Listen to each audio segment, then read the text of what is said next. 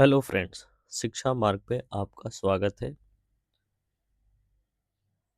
आज दिसंबर 22 के the Hindu analysis में आज हम डिस्कस करने वाले हैं कुछ महत्वपूर्ण जो न्यूज़ आर्टिकल्स वो देखते हैं। इससे पहले कि हम आगे बढ़ें, आप लोगों से रिक्वेस्ट है कि हमारे इस चैनल को आप सब्सक्राइब कर लें और बाकी उन लोगों को इस चैनल को शेयर करें, वीडियोस को शेयर करें जिनको इनकी काफ़ी ज़रूरत हो, ताकि हमारी जो रीच है उन लोगों तक पहुंच सके जो इनके हकदार है, जिन्हें इस सेशन से उनकी तैयारी में काफ़ी मदद मिले, उनके करंट अफेयर्स में उनकी मदद मिले।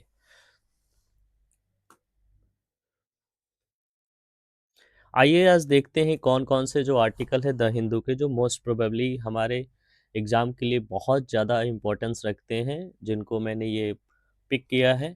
उसमें सबसे पहला जो है वो है रेलवे जो है अपना जो किराया है वो बढ़ाने जा रही है। ठीक है। अ, उसके बाद तिहाड़ एडॉप्शन प्लान है, जो एमओयू साइन किया है तिहाड़ करने वाली है। तिहाड़ जेल जो है वो एडॉप्शन प्लान को लेकर के प्रिजनर्स के क्या है ये प्लान, उसको समझेंगे।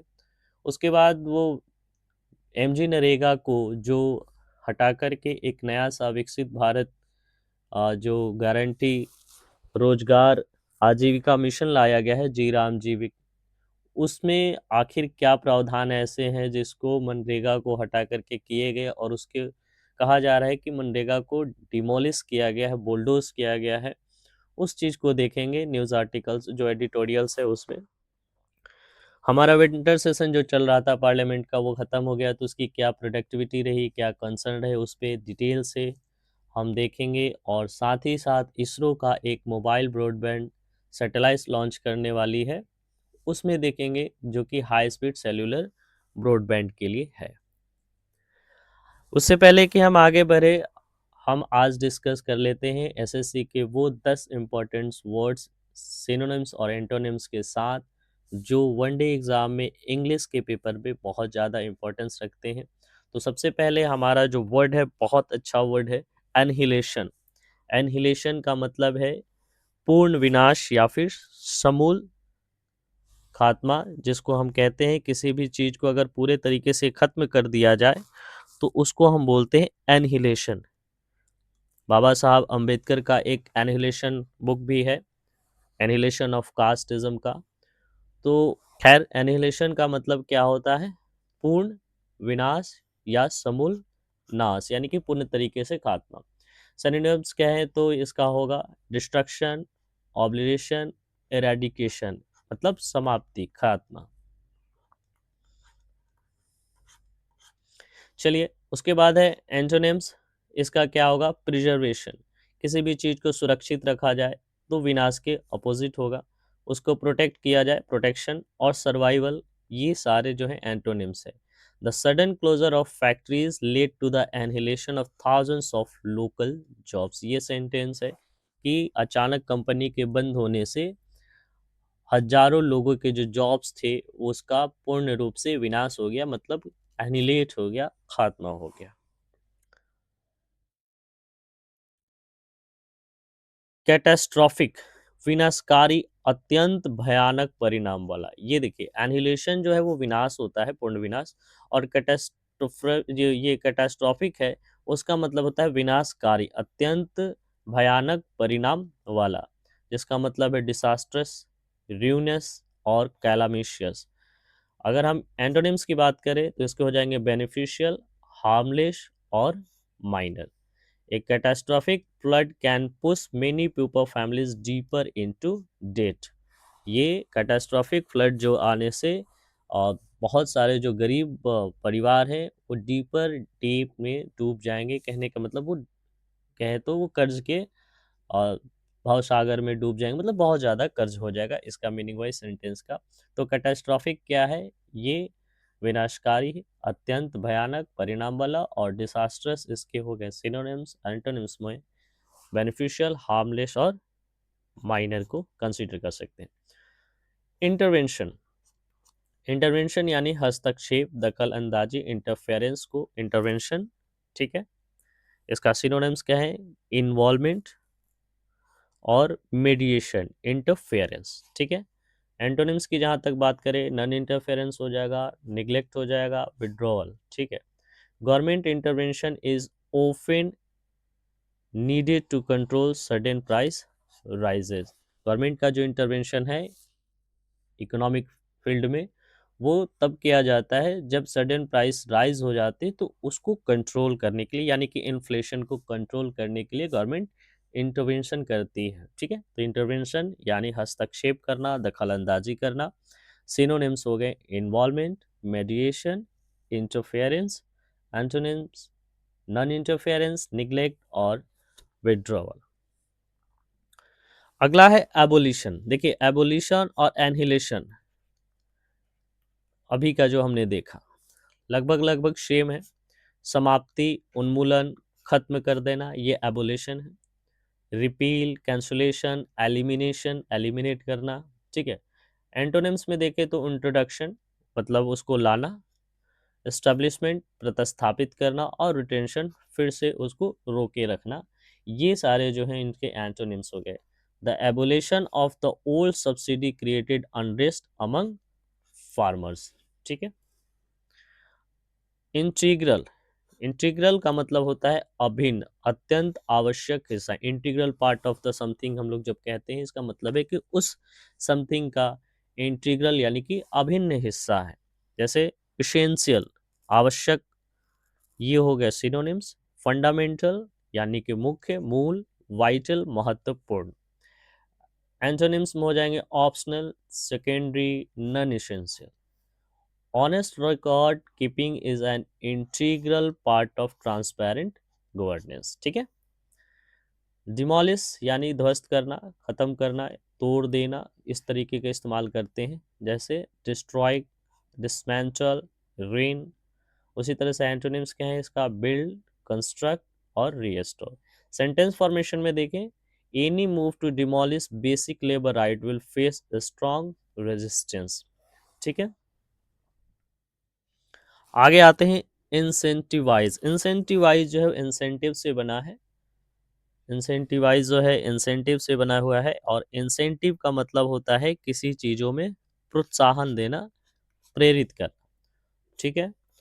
जैसे इनकरेज करना, मोटिवेट करना, स्टिमुलेट करना, तो ये सारे होंगे सिनोनिम्स। उसी तरह से इसका डिस्करेज यानी कि हतोत्साहित करना, जेटर और डिसऑर्ड, ये जो है ये होता है इसके एंटोनिम्स।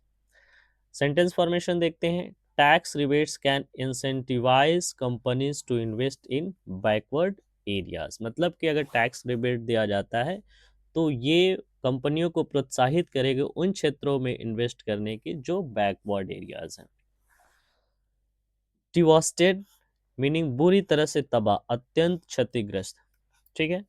ruined, shattered, wrecked, ये हो गए इसके सिनोनिम्स। अनहार्म्ड, रिबिल्ट, रिस्टोर्ड, ये हो गए एंटोनिम्स। सेंटेंस फॉर्मेशन देखते, the state finance were devastated after repeated natural disaster.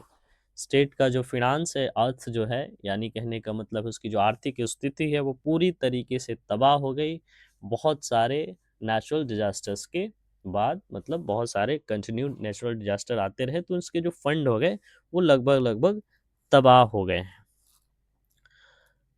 9 number में है सेंट्रलाइजेशन। सेंट्रलाइजेशन होता है किसी भी चीज का एकत्रीकरण, एक जगह, कहने का मतलब सेंट्रलाइज हो जाना, केंद्रीकरण, सारे अधिकार केंद्र में जमा करना। मतलब एक ही हाथ में जब सारे पावर आ जाते हैं तो उसे बोलते हैं सेंट्रलाइज, उसे बोलते हैं सेंट्रलाइज्ड। उसका सिनोनिम्स है concentration, consolidation, unification. Decentralisation antonyms हो गए डिवोल्यूशन और dispersion. Excessive centralization often ignores local needs and priorities। 10वें नंबर में है फ्रॉडुलेंट यानी धोखाधड़ीपूर्ण या कपटपूर्ण, छलपूर्ण, ये सारे जो हैं इसके मीनिंग हो गए। Synonyms deceitful, dishonest, fake. Antonyms genuine, honest and truthful. Sentence formation देखते हैं, the company faced action for making fraudulent claims about its profit. Company को यानी एक्शन सामना करना पड़ा, किस मामले में? फ्रॉडलेंट क्लेम्स किया था उसने अपने कंपनी को प्रॉफिट को लेकर के, इस मामले में। तो फ्रॉडलेंट मतलब कि धोखाधड़ीपूर्ण या कपटपूर्ण, इस तरीके से जो इस्तेमाल होते हैं वो सेंटेंस में इसका किया जाता है। तो ये थे एसएससी और वनडे एग्जाम जिनमें इंग्लिश से जुड़ा हुआ सवाल पूछे जाते हैं, जिनमें एंटोनिम्स और सिनोनिम्स बहुत महत्वपूर्ण रोल प्ले करते हैं। उससे जुड़े कुछ 10 महत्वपूर्ण एडिटोरियल से, आज के द हिंदू एडिटोरियल से निकाले गए वर्ड्स जो आपके एग्जाम के लिए बेहतर होंगे। आइए आज देखते हैं आज का हमारा जो पहला न्यूज़ आर्टिकल है वो क्या है। सबसे पहले आज जो आर्टिकल हम डील करने वाले हैं वो है, रेलवे जो है अपना किराया बढ़ाने जा रही है इस दिसंबर 26 से। रेलवे अपने टिकट के जो किराए हैं एसी और नॉन एसी में, उसमें बढ़ोतरी करने वाली है। जो ऑर्डिनरी क्लास के जो टिकट्स होंगे वो अगर 215 किलोमीटर से ऊपर के रनिंग में होंगे तो उन पे वो 1 पैसे पर किलोमीटर जो है वो इंक्रीज करी, यानी कि 1 किलोमीटर का जो किराया जो होगा वो 1 पैसा इंक्रीज किया जाएगा। लेकिन ये इंक्रीज तब होगा जब मोर देन 250 किलोमीटर की रनिंग होगी, मतलब 215 किलोमीटर से कम चलने वाले डिस्टेंस में ये टिकट के जो पैसे हैं बढ़ने वाले जो पर किलोमीटर के हिसाब से वो नहीं इंक्रीज होंगे। लेकिन अगर 215 किलोमीटर से ऊपर की रनिंग है तो उस पे 1 पैसे की बढ़ोतरी की जा रही है। वही 2 पैसे की बढ़ोतरी की जा रही है जो non air conditional classes of male express में जो है, या फिर एसी क्लासेस के हैं, यानी कि जितने भी मेल एक्सप्रेस हैं, सुपर फास्ट ट्रेन हैं, या फिर एसी और नॉन एसी जो ट्रेन है, उनके किराया में जो है वो 2 पैसा पर किलोमीटर के हिसाब से जो है वो इंक्रीज की जा रही है। अगर हम बात करें कि इसमें इंक्रीज होने से कितना फ़र्क पड़ेगा, तो ये अगर 500 किलोमीटर की जर्नी होती है नॉन एसी कोचेस में, पैसेंजर को 10 रुपये जो है वो एक्स्ट्रा देने पड़ेंगे, यानी कि 1000 किलोमीटर की डिस्टेंस पे उन्हें 20 रुपये का एक्स्ट्रा भार सहना पड़ेगा। ये 20 रुपये जो है एक्स्ट्रा हो जाएंगे। ये दिसंबर 26 से लागू होने वाला है। लेकिन जिन लोगों ने दिसंबर 26 के बाद तक, क्योंकि हमें पता है कि ट्रेन की जो बुकिंग होती है, ट्रेन टिकट की जो बुकिंग होती है वो 2 महीने पहले होती है, तो जिन लोगों ने पहले ही अगर टिकट बुक कर लिया है तो दिसंबर 26 वाली जो ये जो फेयर इंक्रीज है वो उन पे लागू नहीं होंगे। मतलब अब से जो दिसंबर 26 के बाद से जो टिकट ले रहे हैं उन पे ये लागू होगा, पहले वाले पे लागू नहीं होगा। आइए अगले न्यूज़ आर्टिकल्स में देखते हैं। तिहाड़ अथॉरिटी जो है एक एमओयू साइन करना चाहती है एनजीओस के द्वारा। एनजीओ के साथ जो है मेमोरेंडम ऑफ अंडरस्टैंडिंग को साइन करने के मूड में है। क्या है कारण, क्या चाहती है इस एनजीओ से, ये जानेंगे। तो ये जो एमओयू है वो एक्चुअली में प्रिजन रिफॉर्म्स को हिसाब से देखा जाए, प्रिजन रिफॉर्म्स के हिसाब से तो प्रिजनर्स रिफॉर्म्स के हिसाब से बहुत ज़्यादा इम्पोर्टेंट है। बात यह है कि जब कोई प्रिजनर्स को रिलीज़ कर दिया जाता है, जब छोड़ दिया जाता है, जब उनकी सज़ा पूरी हो जाती है, तो वो जब जाते हैं तो समाज एकदम से, सोसाइटी जो उनको एक्सेप्ट नहीं करती है। वो कहीं पे काम-धंधा करने में सक्षम सही तरीके से नहीं होते हैं। उनकी आर्थिक स्थिति वैसी नहीं होती कि जाते के साथ वो सेटल्ड हो जाए। तो वैसी स्थिति में उनको बहुत सारी दिक्कतों का सामना करना पड़ता है। तो इन सबों को ध्यान में रख कर के यहाँ की जो तिहाड़ के अथॉरिटीज़ है उन्होंने एक प्लान को ये इनिशिएट करने का प्लान बनाया है, एक स्कीम बनाया है जिसमें अडॉप्ट किए जाएंगे ऐसे प्रिजनर्स एनजीओस के द्वारा। जो नॉन गवर्नमेंटल ऑर्गेनाइजेशंस होते हैं, एनजीओ होते हैं, उनको एटलीस्ट 1 ईयर के लिए अडॉप्ट करेंगे। उनको जब रिलीज़ किया जाएगा, किस मामले में? उनको फूड, शेल्टर और लाइवलीहुड काउंसलिंग करने के ये सारे मुहैया कराए जाएँगे इस ट्रांज़िशन पीरियड में। कहने का मतलब ट्रांज़िशन पीरियड है कि ये एक जेल है और ये सोसाइटी है, और इसके बीच में का जो समय होता है, जेल और सोसाइटी के बीच में जो पीरियड होता है, ट्रांज़िशन पीरियड, जैसे ही वो रिलीज़ होते हैं, तो उनके लिए काफ़ी टफ़ होता है, क्योंकि वो जो जेल की दुनिया से जब आते हैं, तो समाज उनको उन्हीं नज़रों से देखता है कि ये कल्प्रिट है। तो उस कल्प्रिट के दोष से मुक्त होने में उन्हें बहुत ज़्यादा टाइम लग जाता है, और उसमें ऐसा बहुत ज़्यादा चांसेस होता है कि फिर से वो उसी दुनिया में वापस चले जाते हैं, मतलब किसी तरीके क्राइम जो है वो कमिट करने के बाध्य हो जाते हैं। तो ये ऐसा ना हो, इसके लिए तिहाड़ जेल ने ये कहा है कि हम एनजीओ के साथ कुछ एमओयू साइन करेंगे, जो एनजीओ जो होंगे ऐसे प्रिजनर्स को 1 साल के लिए अडॉप्ट करेगी, 1 साल के लिए अडॉप्ट करेगी, और इस अडॉप्शन में उन्हें फूड, शेल्टर और बाकी जो काम से जुड़ी हुई जो काउंसलिंग है वो मुहैया कराएगी। एक्चुअली ये जो प्रोजेक्ट है पूरा का पूरा, ये तिहाड़ के जो डीजी हैं, तिहाड़ के जो ये हैं डायरेक्टर जनरल डीजी हैं, एस बी के सिंह, उनकी ये पूरी की पूरी जो कहें कि वो ब्रेन चाइल्ड है, उनकी ये आकांक्षा है, उनका ये एम है कि ऐसा वो करें। अभी तक फ़िलहाल जो देखें यहाँ पर कोई भी ऐसा मैकेनिज़्म नहीं है जो इस तरह के प्रिज़नर्स को जो रिलीज़ हो जाते हैं उनकी कोई मदद करे। हालाँकि जो प्रिज़नर्स रिफ़ॉर्म्स क को लेकर के जो मुल्ला कमिटी 1983 में आई थी, उसने कई तरह के रिफ़ॉर्म्स जो हैं वो रिकमेंड किए थे। लेकिन उसके बावजूद भी अभी करंट में ऐसा कुछ नहीं है जो इन प्रिज़नर्स के लिए कुछ करता हो। तो ये बहुत अच्छा इनिशिएटिव्स है, देखा जाता है कि क्या होता है आगे। आइए जस्टिस मुल्ला कमेटी के बारे में थोड़ा-सा जानते हैं। जस्टिस मुल्ला कमेटी जो थी वो 1983 में एस्टेब्लिश्ड हुई थी। इसका जो मेन काम था वो प्रिज़नर्स रिफ़ॉर्म को लेकर के था। प्रिज़नर्स रिफ़ॉर्म को लेकर के, या कहें कि जेल रिफ़ॉर्म को लेकर के इन्हें रिकमेंडेशंस देने थे। इसमें इन्होंने बहुत सारे रिकमेंडेशन किए, जिसमें कुछ प्रमुख थे। इम्प्रूव्ड प्रिजनर्स एकोमोडेशन, यानी कि जो जेल में जो कैदी हैं उनकी जो एकोमोडेशन है उसको बेहतर किया जाना चाहिए। Indian prisons and correctional services को ये करना चाहिए, स्थापित करना चाहिए। Public and media visit for transparency, इनका मानना था कि जेल में पब्लिक और मीडिया जो है वो विजिट करे, ताकि उससे क्या होगा कि वहाँ कैदियों को इनह्यूमन तरीके से तो नहीं रखा जा रहा है, उनके साथ कैसा व्यवहार किया जा रहा है, ह्यूमैनिटेरियन ग्राउंड पे किस तरीके से कुछ अच्छा किया जा सकता है, इस सब की पारदर्शिता को बनाए रखने में मदद मिलेगी। तो उनका मानना था कि पब्लिक मीडिया और जो भी है वो यहाँ पे विजिट करे। साथ ही उन्होंने कहा था कि जो अंडर ट्रायल प्रिजनर्स है उनके एक्सपीडाइट ट्रायल करनी चाहिए, उनके जल्दी से ट्रायल कर करके उनकी संख्या जो है वो घटाया जाए।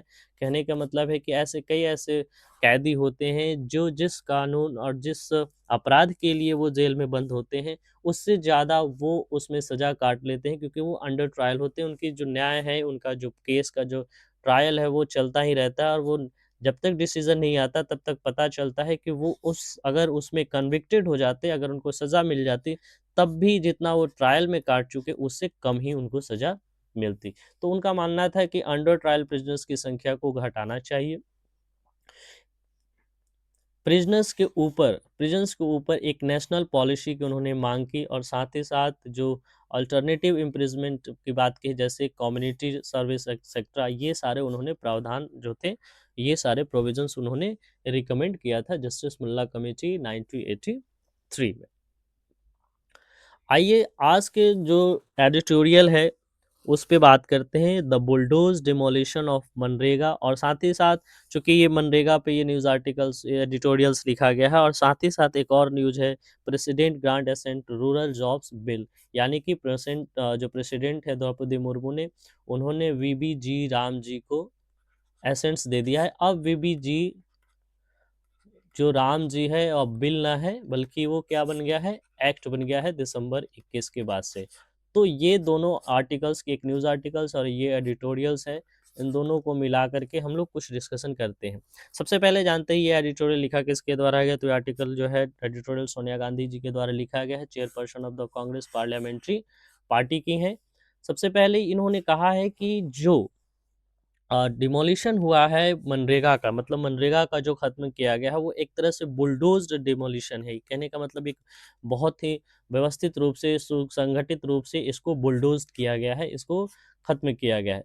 उन्होंने कहा कि मनरेगा जो है वो सितंबर 2005 में जब आया था, तो इसमें आर्टिकल 41 को कंसीडर किया गया था। इसमें इंस्पायर्ड था ये आर्टिकल 41 से। आर्टिकल 41 कहता है कॉन्स्टिट्यूशन ऑफ इंडिया का कि राइट टू वर्क होना चाहिए, हमारे पास राइट टू वर्क होना चाहिए, और इसी को बढ़ावा देने के लिए ये कॉन्स्टिट्यूशनल जो आर्टिकल है, आर्टिकल 41, उसका सहारा लेकर के ये किया गया था, मनरेगा लाया गया था।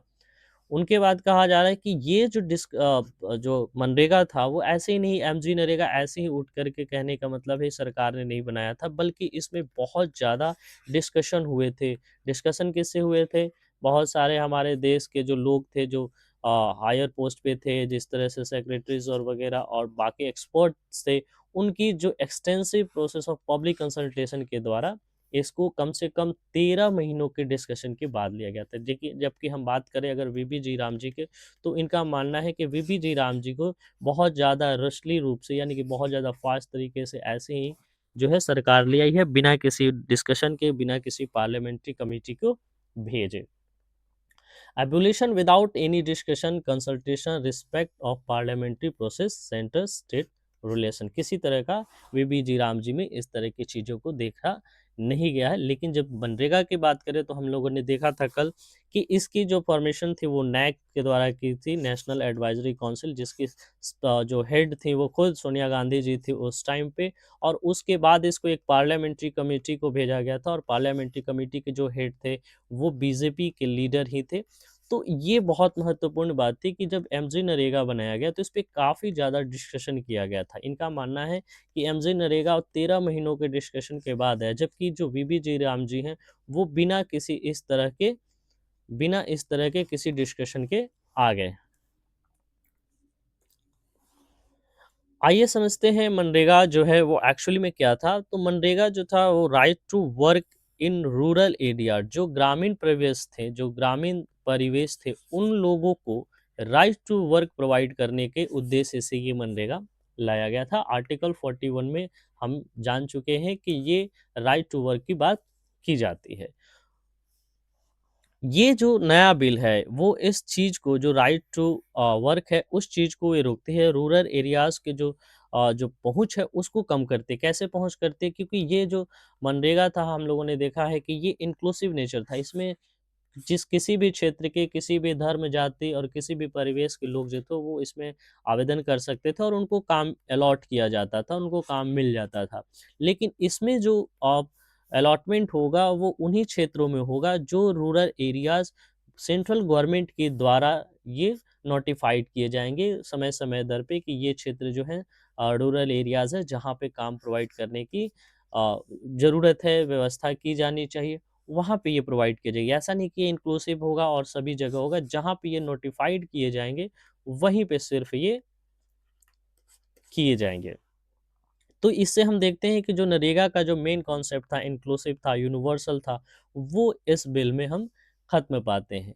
दूसरी बात ये जो है देखा जाए तो प्री बजटरी एलोकेशन यहाँ महत्वपूर्ण उद्देश्य है। पहले के जो मनरेगा था उसमें जो एम्प्लॉयमेंट दी जाती थी, जो नंबर ऑफ वर्क डेज़ थे, ये सारे के सारे जो हैं वहाँ के जो लोकल गवर्नमेंट जो थी वो तय करती थी कि कहाँ पे काम होगा, कहाँ पे काम नहीं होगा। लेकिन यहाँ पे जो वीबी जी राम जी में है वो प्री डिटरमाइंड बजटरी होंगी, एलोकेशन होगी, या सरकार तय करेगी कि कितना बजट आनी चाहिए और किन क्षेत्रों में क्या काम होने चाहिए।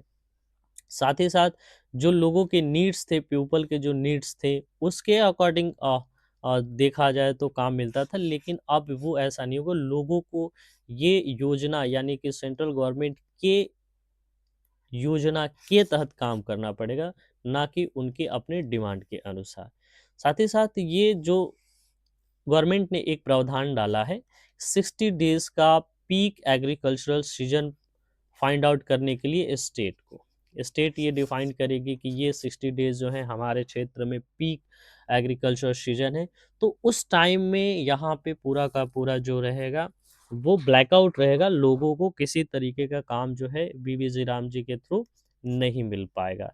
इससे क्या होगा कि लोगों के जो हमारे जो लेबर्स हैं जो रूरल एरियाज में जो इस पे डिपेंडेंट है, उनकी बार्गेनिंग पावर में कमी आएगी। बार्गेनिंग पावर में कमी किस तरीके से आएगी? जब उनके पास काम होता है तो ये पावर उनको ये होता है कि जब वो मार्केट में जाते हैं, तो अपने जो भी लेबर हैं, जो उनका वर्कफ़ोर्स है, उसके वो अच्छे तरीके से मोल-भाव कर सकते हैं। अगर सामने वाला जो काम कराने वाला है, अगर उन्हें इस रेट से कम देता है, तो वो उस काम को डिनाई करके फिर से वो मनरेगा के थ्रू काम पा सकते थे। इसलिए वो वहाँ पे वो बार्गेनिंग में वो अपने आप को बिल्ड अप कर पाते हैं, उनकी कैपेसिटी ज़्यादा होती है और वो अपने जो रेट है उसकी हाई डिमांड कर पाते थे। लेकिन ये चूँकि अब इस तरीके का नहीं होगा, उन्हें काम पीक सीज़न में जब नहीं मिलेगा तो वो मजबूर हो जाएँगे अपने वर्कफ़ोर्स को कम दामों में भी बेचने को। मनरेगा जो था वो डिसेंट्रलाइज़ नेचर में था, मनरेगा जो था वो डिसेंट्रलाइज़ नेचर में था, लेकिन वीबी जी राम जी के साथ ये फीचर भी अब लगभग-लगभग खत्म हो गया है, क्योंकि 73rd कॉन्स्टिट्यूशन में जो अमेंडमेंट लाया गया था, उसके तहत ये कहा गया था कि मनरेगा उसी के उस आधारित था, और उसमें जो लोकल बॉडीज़ जो होते हैं, उनके इम्पोर्टेंस को देखते हुए मनरेगा में ऐसा प्रोविज़न था कि जो ग्राम सभा थी, वो प्लानिंग और काम के जो भी कुछ तय थे, इम्प्लीमेंटेशन थे, वो सारे तय करते थे, ग्राम सभा वहाँ की तय करती थी। लेकिन भारत सरकार ने इस बिल में क्या किया है कि इस निर्णय को अब एक अलग एजेंसी होगी, पीएम गति शक्ति नेशनल मास्टर प्लान, वो तय करेगी, जो कि कहाँ काम होगा और किन क्षेत्रों में काम होगा, ये तय करने का पूरा ज़िम्मेदारी होगा पीएम गति शक्ति नेशनल मास्टर प्लान को होगा। तो वो जो लोकल गवर्नमेंट थी, जो लोकल गवर्नमेंट जिसको हम सेल्फ गवर्नमेंट कहते हैं, उसकी जो शक्ति थी, उसमें भी कमी की गई इसके साथ ही। तो हम देख रहे हैं कि जो हमारा 23rd कॉन्स्टिट्यूशन अमेंडमेंट का जो मेन एम था कि लोकल सेल्फ गवर्नमेंट को बढ़ावा दिया जाए, उन्हें और ज़्यादा मजबूत किया जाए, उस चीज़ में कमी लाने का ये काम करेगा वीएम जी राम जी।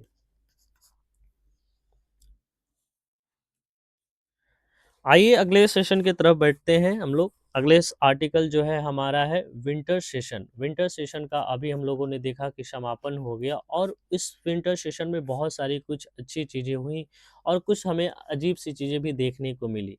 तो इस पॉलिटिकल वेंडेटा और प्रोडक्टिविटी को हम देखें कि आखिर विंटर सेशन में कितना पॉलिटिकल वेंडेटा रहा, कितने लोग जो उठा-पटक रहे राजनीतिक रूप से, और दूसरी तरफ ये हमारे लिए देश के लिए कितने देखें तो उत्पादक रूप में आया, प्रोडक्टिविटी रूप में सफल कितना हुआ, इस पे हम डिस्कस करने वाले। सबसे पहले हम देखेंगे कि विंटर सेशन में जो चीज़ें हुई, उसको क्रम तरीके से देखें तो इसमें 150वीं एनिवर्सरी के रूप में नेशनल सॉन्ग जो हमारा वंदे मातरम है, उस पे काफ़ी ज़्यादा डिस्कशन हुआ।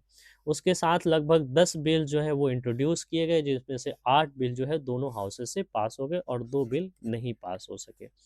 अगर हम बात करें कुछ प्रमुख जो बिल्स के जिसमें अप्रूवल हुआ, उसमें था repealing of amendment dozens of outdated laws. इसमें से जितने भी आउटडेटेड लॉज थे, बहुत सारे जो ऐसे कानून थे, उनको रिपील करने का एक कानून आया था, वो पास हो गया।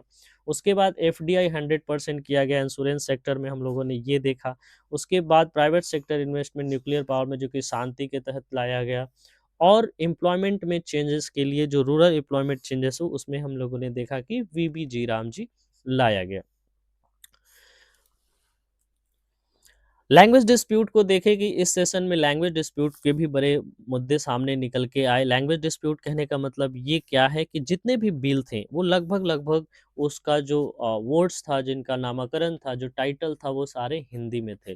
जैसे हम देख सकते थे वीबी जी राम जी जो था, जिसमें आजीविका मिशन का वर्ड यूज़ किया गया है, तो उसका जो इंग्लिश वर्जन है उसमें भी हम देखते हैं कि आजीविका ही है, विकसित भारत ही है, इस तरीके से हिंदी देखने को मिला। दूसरी तरह की ये जो वहाँ के जो नॉन हिंदी रीजन्स के जो लोग थे, जैसे साउथ के और अदर स्टेट के जो लोग हैं जहाँ पे हिंदी इस्तेमाल नहीं हुए, इस पे उनका काफ़ी ज़्यादा रोष रहा। उनका मानना था कि हमारा कॉन्स्टिट्यूशनल प्रोविज़न है कि किसी भी लेजिस्लेशन को जो है उसका ड्राफ्ट इंग्लिश में होना चाहिए, और वो ट्रांसलेशन अवेलेबल कराना चाहिए, जो यहाँ पे उस चीज़ को नहीं किया गया है, ये यहाँ पे देखा गया। जैसे इंश्योरेंस बिल की बात करें, इसका था सबका बीमा सबकी रक्षा, ये हिंदी में था। अगेन विकसित भारत गारंटी फॉर रोजगार एंड आजीविका मिशन, तो यहाँ से देखते हैं कि रोजगार और आजीविका जो यहाँ तक जो वर्ड है वो हिंदी था, और इसका कोई इंग्लिश ट्रांसलेशन नहीं था। उसी तरीके से ये पूरा का पूरा जो एक्रोनिम था, नाम था, वो हिंदी बेस्ड था, इसलिए जो नन हिंदी स्टेट थे उन लोगों ने सवाल उठाया, और उनका मानना है कि हमारे संविधान का ये कॉन्स्टिट्यूशनल प्रोविज़न है कि किसी भी जो एक्ट्स आते हैं हमारे पार्लियामेंट में, तो उनका जो नाम है, नामाकरण है, वो इंग्लिश में होगा, और उसका जो ट्रांसलेशन फॉर्म है बाकी लैंग्वेजेस में मुहैया कराए जाएंगे।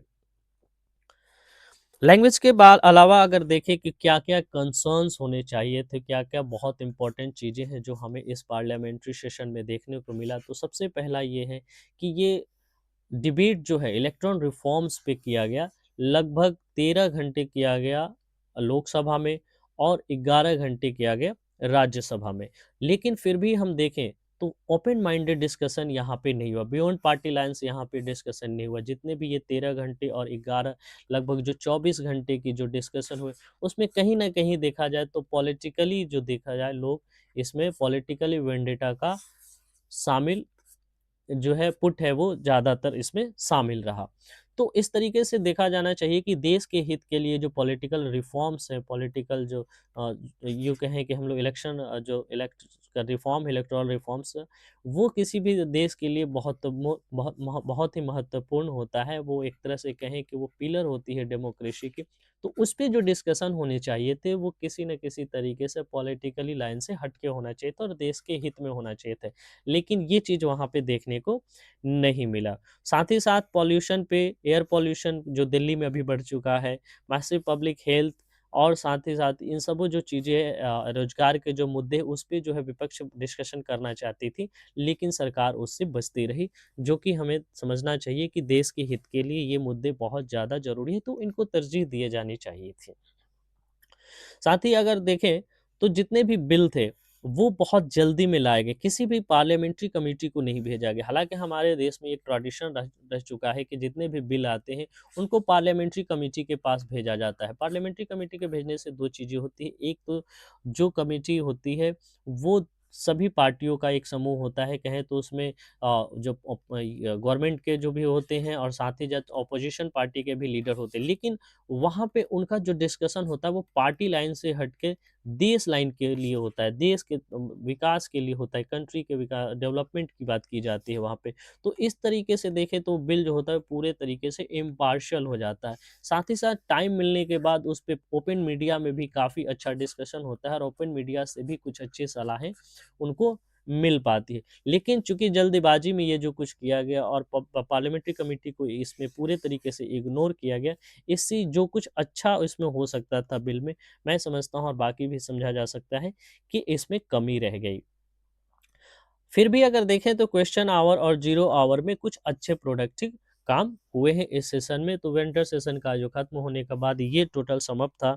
हम समझ सके कि कितने हमारे देश के लिए कितनी प्रोडक्टिविटी के साथ हुआ, साथ ही क्या कंसर्न्स थे जो हमें इस सेशन में अपेक्षा थी कि डील किए जाने चाहिए थे। आइए अगले आर्टिकल्स की तरफ बढ़ते हैं। इसरो जो है अपने LV-M3 M6 मिशन के तहत जो है एक blue bird block 2 satellite launch करने जा रही है दिसंबर 24 को। ये ब्लू बर्ड जो ब्लॉक 2 सैटेलाइट है वो लार्जेस्ट कमर्शियल कम्युनिकेशन सैटेलाइट है। ये जो है ये एक लार्जेस्ट कमर्शियल कम्युनिकेशन, ध्यान दें ये कमर्शियल है, कहने का मतलब कि ये जो इसरो है ये इसका नहीं है बल्कि ये किसी दूसरे कंपनी के लिए लॉन्च करेगी और इससे जो भी अर्निंग होगी वो इसरो को मिलेगा। तो ये blue bird block 2 satellite largest commercial communication satellite है जो कि लो अर्थ ऑर्बिट में सेट किया जाएगा, डिप्लॉयड किया जाएगा। ये कमर्शियल एग्रीमेंट किसके साथ किया है इसरो ने? तो एक यूएस बेस्ड कंपनी है AST स्पेस मोबाइल, जिसके द्वारा ये किया गया। इसके तहत क्या किया जाएगा, इसका मिशन क्या है?